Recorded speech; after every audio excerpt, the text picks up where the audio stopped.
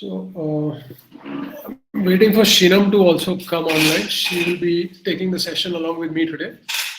In the meanwhile, let me just see. I want to show you something.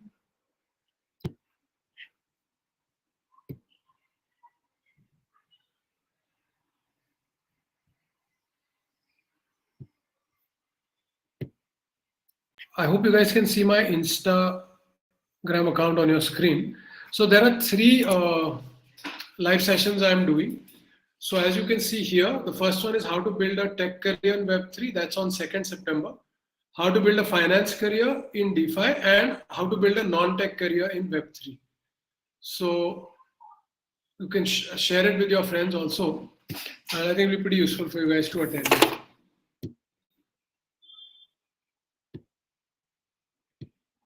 Okay, we're live across socials. So hi everyone, and today what we're going to do is, I'm presuming all of you have read the blog posts which were on Avalanche, BNB Chain and Polygon. Can I get a quick yes if you guys have already read all three? Awesome. So any questions on them before we continue? Great. Nice to see so many of you have done the homework. Awesome.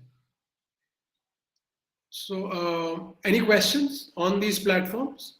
So Avalanche is a platform where we can create our own custom chains. BNB chain, where we use, say, the BNB smart chain to do our work. And of course, Polygon is a whole bunch of solutions to make Ethereum faster and cheaper. Hi, Shinam, are you able to see and hear me? Yes, Heidi. But so again, the session for today, are there any questions you guys have? So we're going to jump on to creating our own token using something called OpenZeppelin and Remix IDE. So Shinam, are you live? Should I share my screen or will you do that? whichever way is fine. You are just frozen right now. I can't hear you. So I can't. Are you on mute? You. No, I'm not. Hello? Hello? Yeah, I can hear you now.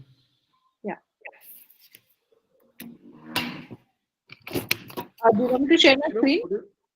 Yeah, I think you can do that. Okay, I'll share my screen. Let me see if my passwords are not written anywhere. Yeah, okay, awesome.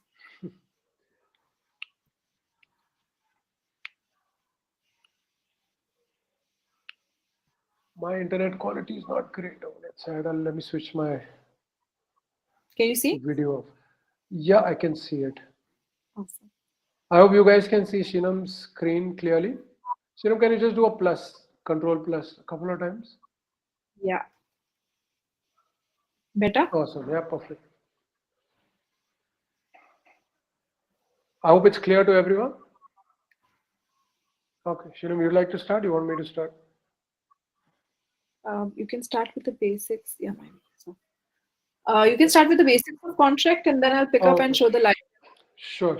So what we are going to do today is we are going to create our own token. As you know, tokens are of different standards. ERC20 is a standard for fungible tokens. Fungible basically means when all tokens are identical to each other. And ERC721 is primarily for NFTs or non-fungible tokens, which basically means that each token is unique in itself because it represents something else, which could be a piece of digital art, could be a piece of real estate, could be anything. So that's the core difference. So as you can see on top of the screen, there's ERC20 and 720. Now, when we create a token, sorry, I wanted to say can anyone tell us the difference between a normal contract and a smart contract? Why is it called smart contract? Sure, that's an interesting question. Would anyone like to answer why it's called a smart contract? It can execute on its own because it is written in code. Sure, those are good reasons. So do you believe smart contracts are better than contracts that we do it in day-to-day life? Are they better in terms of security? Having name as smart contract, okay, that makes it smart. It triggers, yeah. So definitely a smart contract, one of the good things about it is it triggers by itself. So in fact, why don't I give you a small real life scenario where this helps? So let's say, I'm taking a flight and I need an insurance policy that if my flight is delayed by more than 1 hour, then immediately I will get some money. If not, I lose my premium. Now in today's day and age, you do have policies like this. They are called air insurance, but everything is manual. I need to manually fill up a form, and then if I'm claiming that my flight was late, I need to manually apply for it. But if this was coded into a smart contract, then the smart contract would get the information of the flight timings when they actually landed through an Oracle service, a third-party service, and it would decide whether I am eligible for the money or not, and it would automatically give me the money. So that is one example of a smart contract which would execute on its own. Yeah, and there's another advantage of using a smart contract is because there's less human intervention. Because what happens is a lot of times is they always consider a chance of human error. But once you have put in a contract, and usually smart contracts before getting executed, they are audited and checked. Once it passes all those checks, then there are like almost negligible probability, 0%, that it'll have an issue unless there is an error in the logic. So yeah, it removes the human error and human intervention charges. Sure, but here there's something I'd like to add. Like if we look at how Ethereum actually forked in 2016. So if you guys recall that, Ethereum forked because the world's first DAO, which was created, the coding was done badly.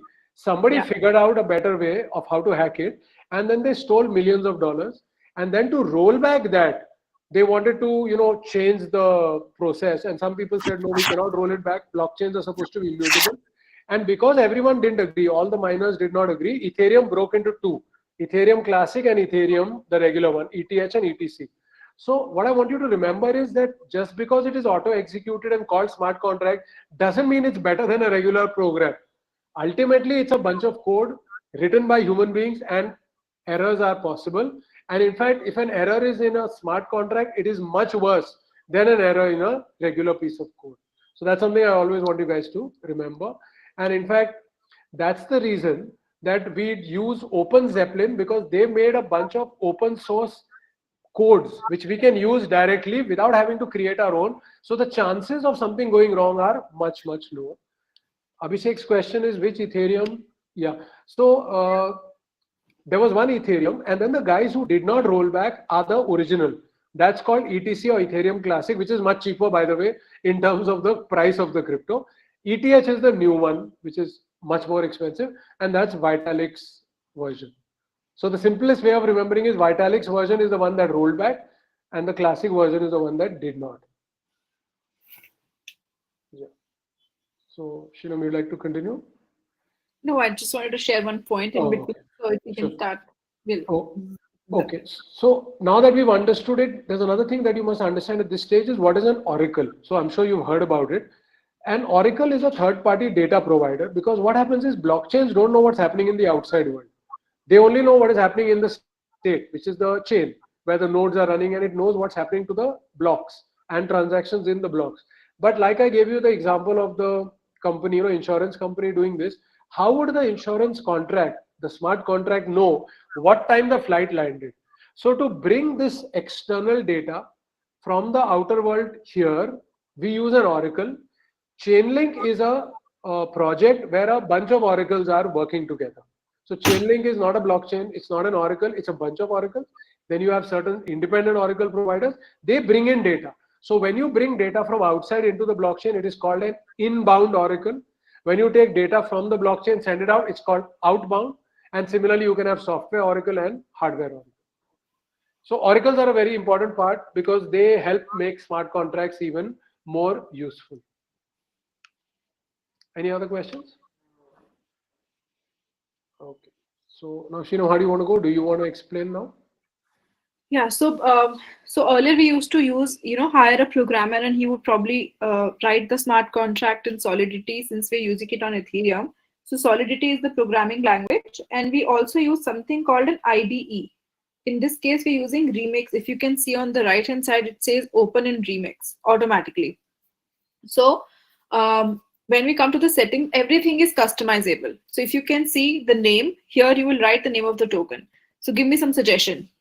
What should I write?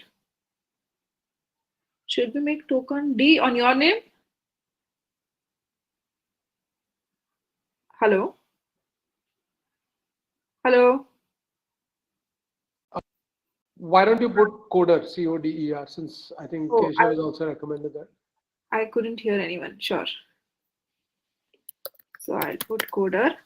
Now we have to define a symbol. So name and symbol are two different things. So name kit can be longer, but symbol is going to be short because in future we are like, hoping that our token will become famous. So it should be easier for people to use it. So what will, in this case, I'll just use CD. Okay. So this is an option. You can leave it blank also. This is pre-mint. So pre-mint means that as and when you execute the smart contract, how many tokens would be created. So if you leave this option 0, so in that case, the token name and the token symbol, this is booked on that blockchain, because in blockchain, the verified contracts, you cannot create another Ethereum, you cannot create another BNB. So that's why you just book the name. But maybe in future, when you have a use case ready, and then you can do and mint the token again. But in our case, let's do 1000. Okay. Now everything, can you see the features here? Sriram, can I interrupt for a minute? Absolutely. Did Bitcoin have a pre-mint? Would someone like to answer that? Was Bitcoin pre-minted? Anyone? A yes or a no? Okay, Bitcoin was not pre-minted, right? It started at 0, and when the first block was mined is when it started. So that's an example. Of course, Bitcoin was not created as a smart contract. It's a whole different concept, but there was no pre-mint. Whereas nowadays in most projects, you always do a pre-mint. You would usually not do a pre-mint if it's a proof of work project that you're working on, but everything else starts with a pre-mint. You start with a certain number of tokens on day one. Someone's asked an interesting question that what happens if an Oracle provides wrong data? So they actually get fined for it. So if you're using the Chainlink system, you have to lock up a certain amount of token called link, L-I-N-K. And if you're found to give wrong data, your link can be confiscated. So that's kind of like the punishment in case you give wrong data. Yeah, Shinam, you can continue. So now in this case, these are the features. So as and when you click on any features, I'm sure people from the tech background must have heard about constructors and functions. So here, every feature, basically when I click on mintable means that right now I'm only minting 1000 tokens. But in future, in case if I want to increase the total number of quantity of tokens which are there in the market, I can increase it. Right now I'm minting 1000. Maybe after 1 month, I decide, okay, my supply is over, I can mint 10,000 more tokens. So that's mintable. And whenever I click on any option, if you can see, a new function comes up here. So burnable means that, you want to be able to control the supply in the market. So you should be able to burn some tokens. There should be an option to burn. Then something called a pausable. So this is an option that whenever you request for a transfer of token. Can you just scroll on the right and show them how those lines are being added? Can you just scroll that? Yeah. So as you guys can see, I mean, that's an entire line of code which is getting added here. So every time we are checking one of these boxes, a bunch of code which is relevant to that function is being added. So when she did that for the first one, which is mintable, so as you can see here, it says function mint and then address and to, that's a standard line of code which has come in. Could you take it right on the top? So yes. If you look at the code on top, and can you just scroll a little bit towards the right in that black? So here you can see ERC20.sol. Can you guys see that has been, that particular file has been called? Then if you look at the next one, it's ERC20/extensions/ERC20 burnable.sol. Then there's another one which says ownable.sol. So all of these are getting added as we check or uncheck. So can you just uncheck both those and show the mintable and burnable? Koda, can you do that? Sorry, I couldn't hear you. I lost you in between. What were you saying? Can you just uncheck the mintable and burnable? Absolutely. Yeah. So now if you realize the moment she unchecks it, those lines of code which were added have suddenly vanished. And the only one that remains is where the name is here, CODER, and then the CD here. So that's something I want you to understand, that every time that we are checking something here, a particular file is being called in, code is being called in, and that's how it is building the smart contract in front of us using a very reliable template. Yeah, please continue. Sorry, I'll just remove this so that I can open it. Yeah. So all these features are available. Mintable, we've already spoken about. Burnable, yes. Pausable, that whenever you want to make a transfer and you realize that you want to pause the transfers of token. Nobody should be able to transfer the tokens in between. That time you check on this option. And I will tell you, after the smart contract is executed, how do we use these features? I will tell you on the later part. Then you have permit. So, in case if you want your tokens to be approved without paying a gas fee, that kind of option is there for permit. The vote system is that when your tokens, so basically everybody who's a token holder of that specific smart contract, they also get a right to vote for major decisions. So that is a decision that is taken when the project is started. So at that time, this option can be checked in case if you want to give the option of your option to your token holders to be able to vote. Now, flash minting is for basically flash loans that you can give it through minting and burning the tokens immediately. Am I clear? Yeah, Shinam, can you adjust your screen a little bit so that that left wala whole thing of contracts and all is not visible? It's taking up too much space. You don't want I think you it to do Control Plus and it should work. Okay. Yeah, that's it. That's it. That's perfect. Keep it like that. So now we will do a sample contract, and I will go back to another option is where before executing a smart contract, one thing that we're using is called OpenZeppelin. Then we need a wallet called Metamask because it works by default with Remix IDE that we are going to be using. And then since we are doing it as a test, because this contract we are creating will be on a test network. So for that, if you can see, can you see my screen right now? Are you not showing all the other options, possible and permit and all that? I will click on it. I was just, one second. Yeah, so as we've understood, mintable is that we are giving a privileged account the ability to create more supply. Burnable is that token holders will be able to destroy their tokens. Can you guys give me an example of a crypto which is quite famous for burning? They burn a lot of tokens. Can anyone tell me what the name is? BNB, absolutely correct, Yagnadeep. So what Binance does is, in fact, when they came out with their, there are a lot of other, SHIB, yes, SHIB does regularly, and I'm not sure about GMT, but okay, if they do it also, that's cool. So what Binance does is, when they came out with, I think, 200 million BNB, and they mentioned in the white paper itself that from time to time, they would burn the token till there is only 100 million left. So Binance is a classic example of place where a lot of tokens are burned. Pausable means that we are telling that there is a privileged account which can pause the functionality of the smart contract, and it is useful for emergency response. So suppose there is some kind of a major hack that is happening, you could pause the entire token. So that's the reason we have pausable. Permit is that we are allowing token holders to allow third parties to transfer from their account without paying gas fee. That's what permit enables us to do. Votes is pretty simple. It keeps track of the historical balances for voting on-chain governance. So you can even delegate your vote to somebody else. So if you want to have a use case around voting like DAOs and all, then you would check on the votes part. Flash minting is built-in flash loans. So do you guys know what a flash loan is?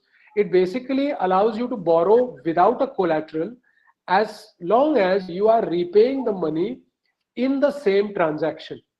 In the same block. So, in a block, there are multiple transactions. Now, imagine you did transaction number 1, where you borrowed a loan and did something. And then in transaction number 10, you've repaid the loan, but all of it happened in one block. That is called flash minting, and you can do it without any collateral because it is happening in the same block.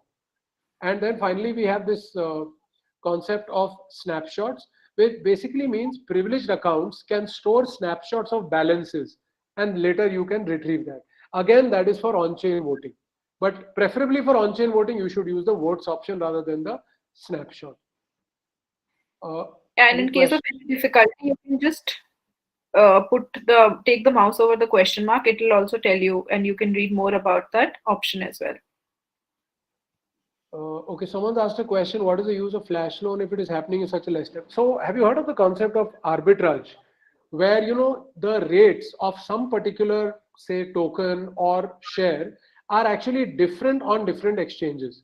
So when you want to take advantage of such an arbitrage opportunity where you can buy and sell on 2 different platforms in the same time period, that is one example of using flash loans.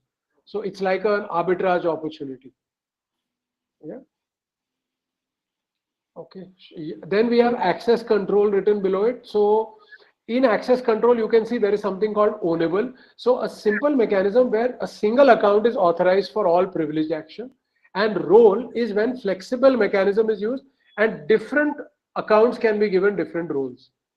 And then you have, if you keep scrolling down, you have transparent, which is a more complex proxy, and then there is UUPS, which is a much simpler proxy, but I think for now we can ignore them. So, Yeah. Shinu, can you check most of these options so that the token we create has a lot of the functionality? You want me to, because sometimes it just It's okay if there's an error, no problem. It's just a test run anyway. okay. Should So I? as you see, as she's checking more and more lines of code are getting added, everything is getting pulled in. And the beauty of this is we are not writing our own code. So the probability of some weakness and vulnerability is extremely low because these are highly checked contracts templates. And always remember to click on open and remix, because so many times what happens is when you copy and paste it in the, so otherwise also you can open remix because it's an ID, integrated development environment. It may give you an error because sometimes it's not able to identify the license. So that's why it's preferable always to click on open and remix.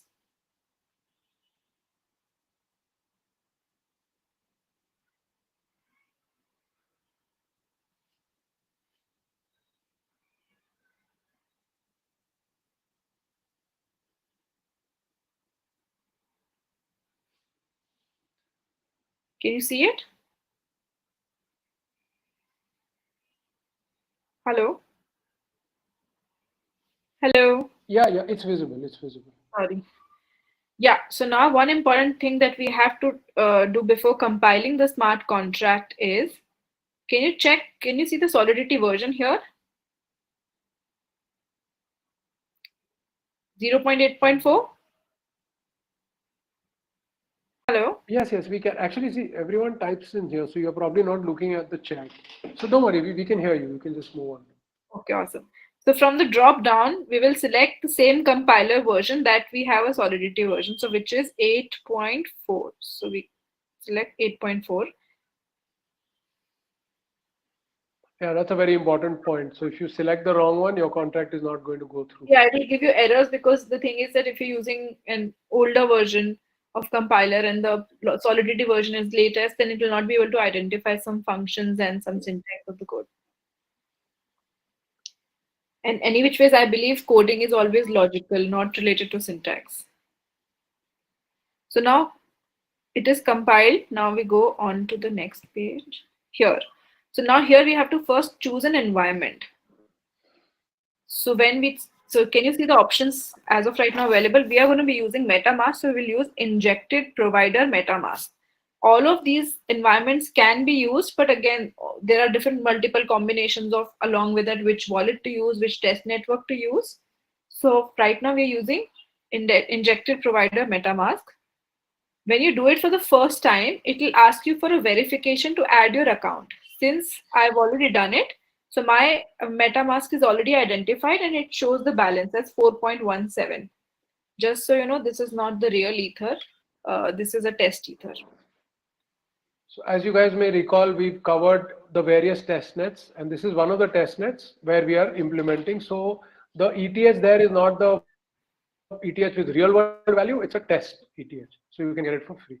Yeah, from the drop down, you can select whichever test network you want to use. So we are using Roopston test network. And then there is a website which gives you the faucet for Roopston test network. Now we've come here. Now we will choose a contract file from the drop down.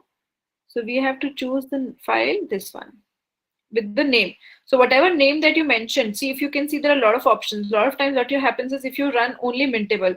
So you remember on the first step I said I will show you when you have to do the minting again, how will you execute that? So at that time we'll go back to OpenZeppelin and choose, let's say minting, and we will at that time we'll run these files. If you can see everything is a different burnable.sol, flashmint.sol. We have to run the execute the smart contract. So we will run it with the token name. So coder. And some of you may get confused. The SOL here has got nothing to do with Solana. This is the Solidity SOL. Yeah. Solana is SOL, but that's a whole different ballgame. So then you just click on deploy.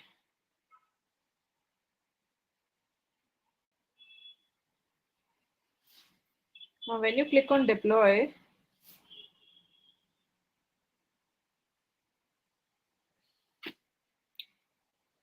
so can you see it will ask you for a confirmation on the gas fee.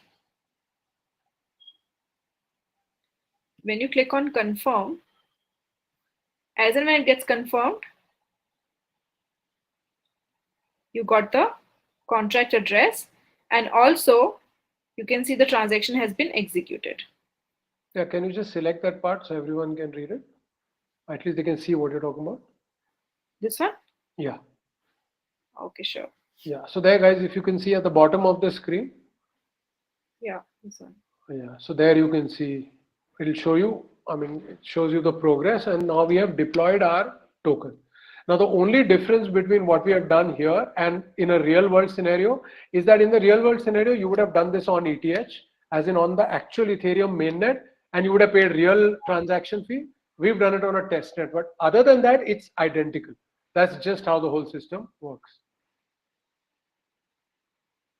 And you can also click and see the transaction on the Etherscan. And yeah, can you show that to us? Yeah, sure. Just pardon me that my laptop is working a little slow because I do a lot of experiment on it. Yeah, that's another advice I want to give you guys, that if you're trying out anything, preferably don't use your laptops. Set up a cloud server like on DigitalOcean and do all your experiments on that. Don't set up too many blockchains on your laptop. It'll just make it really slow. Okay, Shinam, can you also share this link of Etherscan on the chat so that everyone can open it up on their screens? I will do that.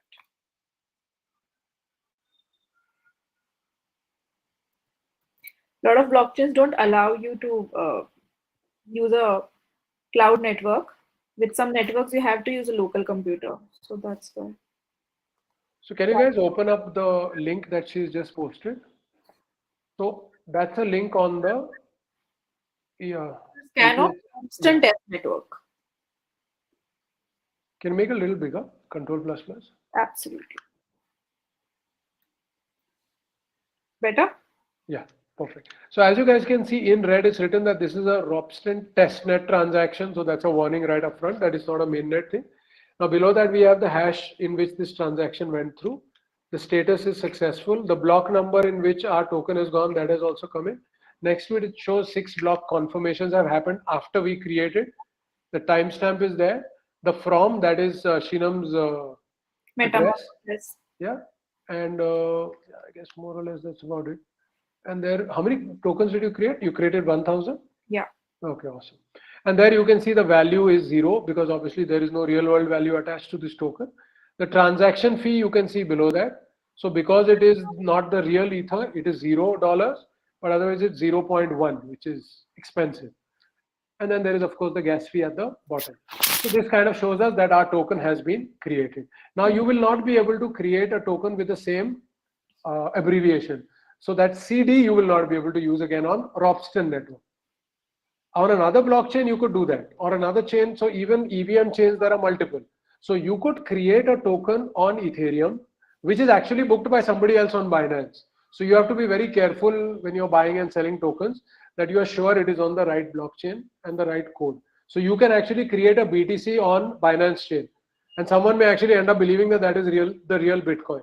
So Yeah, you've got to be very careful and understand. Block confirmations also you can see it keep on increasing. When you open this link in future, the block confirmations would have increased by then. Yeah, can you maybe do a refresh? Yeah, and in the meanwhile, now that since everybody has my MetaMask address, you can feel free to transfer me ETH in a normal main network, not in the test network. Yeah, so now can you see that the blocks has become 18 block confirmations. So every few seconds as a new block is coming after the block in which we've created it, that is going to keep increasing. So you will keep seeing the number of blocks increasing. So that's it. This is how simple it is to actually create a token. And you can do the same thing on BNB. So all the EVM compatible chains work in a very similar way, and all of them can then be put into your MetaMask. So we've already covered MetaMask separately, so we won't do that again. But in MetaMask, I've shown you guys how we can add custom networks to it and how we can add custom tokens. So this token that we've just created, we would actually do that. Aditya's question is, how do we buy them for a test purpose? So Aditya, if we were to make this available for sale, then you would use our DEX. So because this is Ethereum, on Uniswap, we could create a pool and then people can come and buy it. If it was on Binance, we could have created the pool on PancakeSwap. So that's kind of how it goes. Yeah, so what I've done is I've just copied the contract address from here. And whenever you create a smart contract, it is very important to save this address somewhere. Because in future, if you want to make any changes in the same existing contract, you would need the contract address.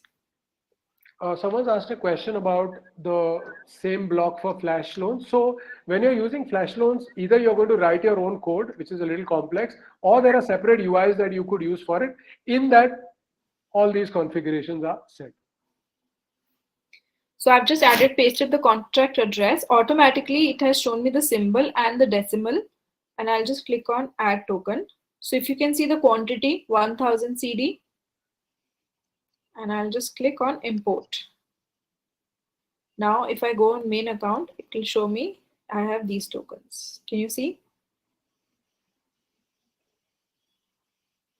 So she's basically now added this custom token into her MetaMask, and because that's the same address, it's her address which is on MetaMask that was used, it has shown her the balance of these tokens. Yeah, you can also try and add this address, contract address, to your MetaMask wallet. It will just show you zero balance on test network. Can you just paste it in the chat?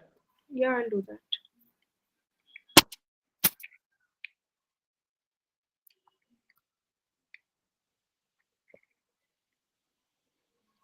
Okay, so she has pasted the contract address. You can use that to add this as a custom token. Yeah.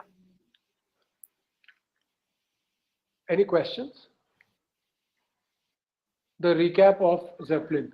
Yeah, sure. We'll do a quick recap. So Sheena, for that, can I use my screen or? Yeah, so I should stop sharing. Yeah. 1 second. Done.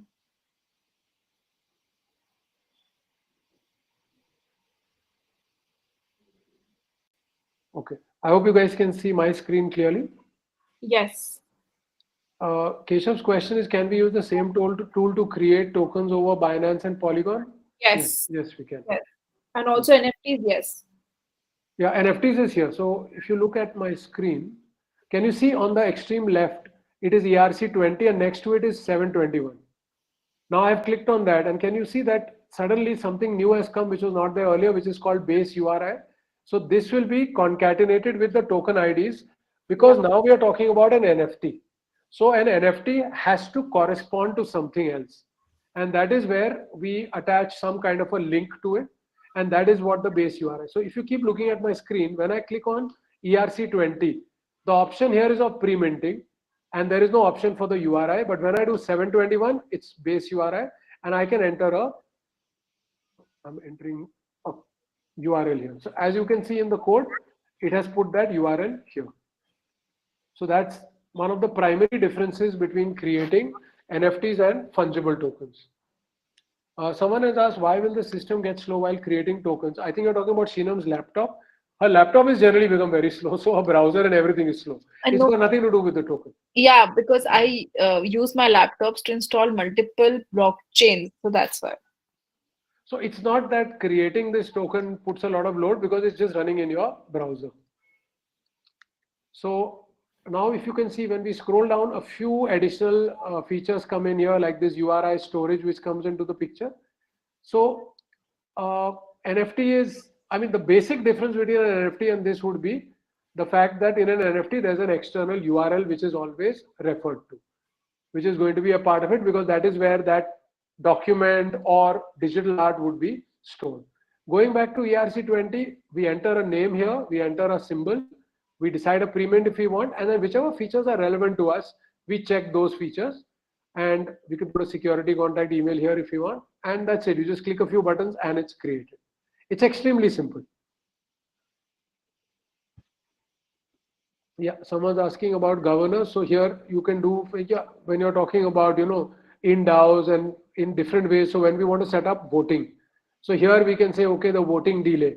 So what this basically means is, how much should be the delay between when a proposal is created and when the voting starts. So you usually give people some time to understand that. So that's a delay here, and then we can have a voting period. So this is the length during which people can cast the vote. So by default, it is 1 week. So you can change that, and that many days the voting will continue. Now here we have also said one block is equal to how many seconds. So according to that, you can decide on how many you want happening here. Then there is this proposal threshold. That is the minimum number of votes that an account must have before they can create a proposal. So in DAOs, there are different people who can create the proposal. So if we say that, okay, you know what, we need somebody who has at least 1,000 votes or 1,000 tokens, only that person can create a proposal. Then that we can do here. Quorum, as you're aware, is what is the minimum needed voting for a particular vote to go through. So if it is less than that, then the vote will not be considered. So like this, these are more or less. Then the votes can be ERC20 721, pretty simple. Yeah, so again, there's a whole bunch of simple options which we can just click and select. And then you can also make a custom contract. So if you are looking for very specific features only, you can do that. But I would say for most people, what would kind of make sense is ERC1155. So this is usually the best because it is also, it's kind of, you can use it for both kinds of tokens. Or if you want pure fungible or you want pure non-fungible. And new standards are constantly coming up, so you can always keep an eye out for that. Any other questions? And you can also use this copy to clipboard so that you can copy this entire code and save it. So that's also a good idea that you copy it and save it. Just use a plain text editor like Sublime Text. So it does not add any blank spaces or anything. And you can always keep your contract with you. Sorry to add in, but any which ways you, whenever you execute a smart contract which is going on a mainnet, you have to keep a copy of the code, because when you go for verification of the code on the network, like Etherscan for Ethereum contract which are created on Metamask, the wallet that I use is Metamask. At that time, you would need to submit the source code also before they verify the contract. So at that time, you'll have to submit a file. So it is always advisable to keep the the deployed contract address as well as the actual code that you've executed. All clear? Are there any questions? I hope you guys can hear us. Can someone just quickly put in a yes? Okay, awesome. It's clear. So great. So this was kind of more or less how we set up smart contracts and how we can create our tokens. Now what we are going, and as all of you have said, you already finished reading the 3 blog articles that I sent. Now what we are going to do next week is we are going to set up our own blockchain, right? Anupama's question, if smart contracts work in certain conditions, why are they known as contracts? So yeah, sure, that's an interesting question. 1 second, let me just stop sharing. Okay, Shinam, you can put on your video so they can see us. Yeah. So actually, I always say smart contracts are neither smart nor contracts. It's just a very fancy term for it. It's just basically a contract which self-executes when certain conditions are met. They just decided to call it a smart contract. Difference between trading volume, transaction volume. So Prakash, that's a crypto term, but I'll just briefly tell you. So transaction volume is the transactions which a particular crypto has done. Trading volume is the volume on a particular exchange. That's the difference. So on-chain versus exchange.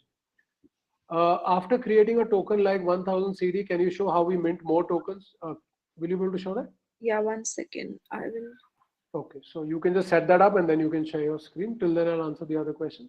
Just need to create a couple of tokens now and ask doubts next week. Okay, sure, Keshav, you can do that. Okay, so next week we are going to create our own blockchain to begin with. So what I will do is before that, I will tell you guys and go to a site called DigitalOcean. I'll send you the link. Usually, if you use that link, they will give you some free credits. So when you set up your servers, it's not going to cost you anything. So I will share that link with you. I'll put it on my website. I'll put it on LinkedIn also, and you can take it from there. Another thing is next Friday, I'm doing a session on tech careers in Web3. So that is going to happen on, I've created it for 2nd September, Friday at 5 p.m. So in that, I'll be going deeper into what are the kind of qualifications that you must have, what are the kind of different tech jobs which are available in Web3. So yeah, it is going, Nitin, it is going to be on Krita. So I've already created it. So if you just go to my stream and you can just go and subscribe to it. But that's not on Monday, that's on Friday. This Friday, coming Friday. So Mondays is our regular lecture, Friday is the careers one. Yagnadeep says, can you elaborate a little more on the Encrypt hackathon? So Vivan, would you be able to do that, or would you be sharing more details very soon on that? Vivan, are you able to hear me? Okay, so Vivan will be sharing the details very shortly. So there are two dates which have been announced, Anupama. I think the dates are there in today's announcement. Vivan, could you just enter the dates? 15th and 16th of October. Okay. Prakash's question, how do blockchain bridges decide the exchange rate like one ETH exchanges? Yeah, that's a very good point. So usually this is where oracles come into the picture. They give the price feed. So based on the price feed provided by the oracle, you would decide. In fact, it's also for, some tokens are linked to gold, some are linked to silver. So the value of gold and silver also the oracle service gets. So that's how it works. Any other questions? Yeah, Shinam, do you want to show us that? Yeah, I'm just waiting for a confirmation. Okay, sure. So while Shinam is setting that up, if there are any other questions. And as you know, the next session is at 8 o'clock. That's the Hindi version of this lecture. Okay, Shinam, you're sharing your screen. Yeah. So when you could see these options, when I executed the smart contract, these options come. Whenever you want to make any changes in the contract, we have to follow the same steps up till here, and then you open this up. Here, if you can see approve, burn from, every option comes in. We click on mint, which I've already done it. You copy the address to which address you want to send it to, and then you enter the amount. So what she means is once you're going to mint these new tokens, to which address should they go? You can put the original address or you can put a new address here. And then you click on transact. So if you can see on the, okay, again, it have to pay a gas fee because Wow, your desktop looks really cluttered. Because I am a geek. Wow. How do you understand what's on your desktop? Okay, so now again, we're paying some fee. Yeah. And then you can see the transaction is done. And now, can you click on Etherscan and shows? And that I have to check. Sure. So this transaction is still going on. I can speed up the transaction by paying extra fee. But yeah, so can you see the amount has already increased to 10,000 BD? How much was it earlier? I started with 1,000, then I added 6,000. How did it become 10 then? I had added 5 also before. Okay, before you showed it. Okay. Can you now just open it up on Etherscan and shows? Yeah, 1 second. There you can see her balance has also increased. And then on Etherscan, if you guys click on the link that she shared earlier, it'll show you the increased balance. I hope so. Of course, it would. I wanted. No, as of right now, it's not showing anything. It's only one block confirmation. Yeah. So the transaction has gone through. Yeah. The transaction shows up to you here. And then if you scroll down, it can show you all the holders and everything. Why is it not showing? Click to see more. Just click on it. Yeah. So it shows you what exactly has happened in this case, what all we have done. There's a place where it shows all the transactions. Can you show that? Where? I think in the logs.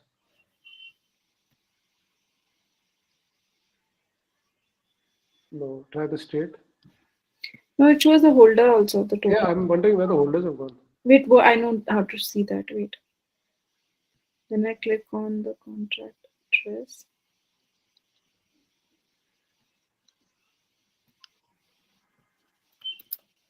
Yeah, she has entered the contract address of the token, and now we'll be able to see the holders. It's slow, sorry.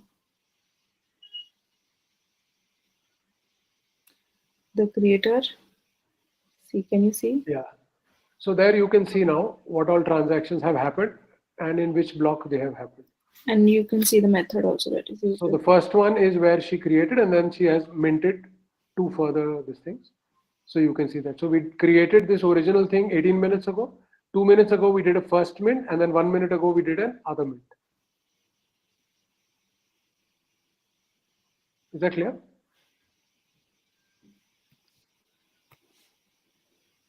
So CD and BD actually are 2 different tokens that she's created. So while practicing, she created a BD and then now she did a CD. That's the reason you can see both of them. Yeah, I wanted to show this holders. You can, for any token, you can see how many people are holding how much token. Any other questions?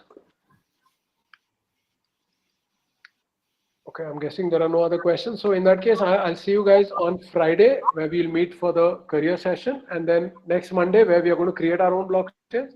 For that, I will send you instructions on how to open up a server on DigitalOcean. If you want, you can use any other cloud provider, or you can even use your laptop. But I would recommend don't use your laptop, use a cloud provider. Because slowly, as you create more and more trial stuff, it'll just make your laptop really slow, but the choice is yours. If the transaction is happening in testnet for free, so it can't happen free on mainnet. No, so the point is, it is not happening free on the testnet also. We had to pay a gas fee, but the gas fee was paid in test ETH, which is available free. The technology is identical. Gas fee is the same. It's just that on mainnet, you have to buy the real ETH. On the testnet, you get the test ETH, which is free. But gas fee is there in both cases. Hope that answers your question, Visesh. Where can I read and learn more about this Oracle? So I think the best place to go for oracles is just go to Chainlink. Go to their website, and it's explained very well in detail, because Chainlink is a very good Oracle service where multiple oracles can provide. You can start your own Oracle service using Chainlink also. Nitin says, share the link for the cloud server. I will be doing it. So just give me till tomorrow. I'll put up all the instructions on my website as well as on the LinkedIn group for the blockchain developer course. So everything is visible there. Okay, see you guys. See you on Friday. Bye-bye.